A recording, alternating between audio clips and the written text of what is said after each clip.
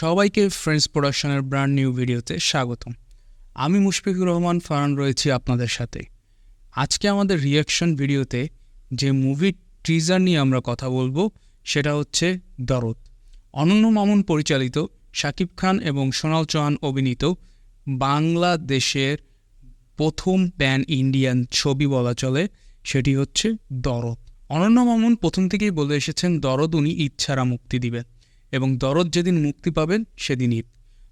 আর এই ছবিটার হাইপ অনেক বেড়ে চলেছে, কারণ এটা ফেব্রুয়ারিতে আসার কথা, এখনও ছবিটি মুক্তি পায়নি। তো ছবিটার প্রতি দর্শকের আলাদা একটা হাইপ তৈরি হয়েছে। সেখান থেকে আজকে ঈদের দিন যখন এই মুভিটার টিজার মুক্তি দেয়, তখন এটা দেখার জন্য মানুষের একটা উপচে পড়া ভিড় লেগে যায়।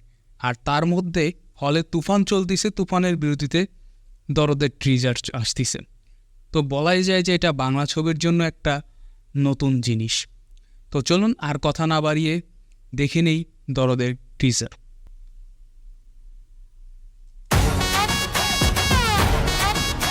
কি নাম তোমার? দুলু মিয়া। দুলু মিয়া সুপার।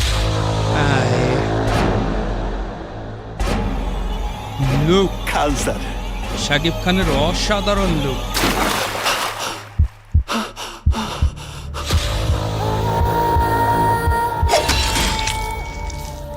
সেই বিজিএম।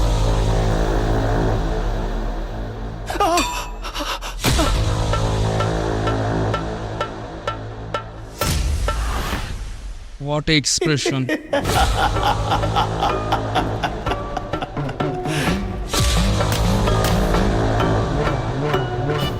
বাহ,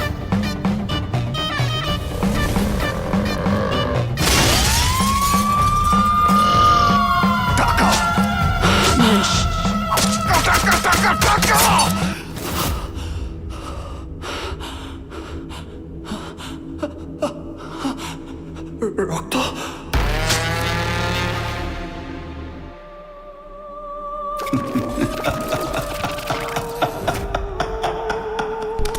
আমি তাহলে জিতেই গেলাম।